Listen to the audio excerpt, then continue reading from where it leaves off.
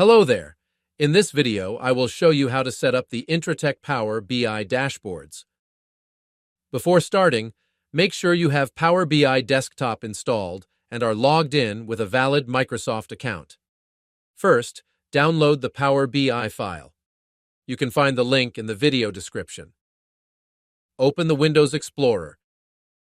Go to the Downloads directory and open the downloaded file. This is the first screen you should see. Click the Publish button on the upper right corner.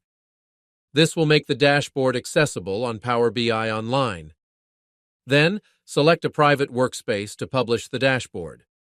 A private workspace is essential, as your access credentials will be stored in a parameter, which anyone with access to the file can see.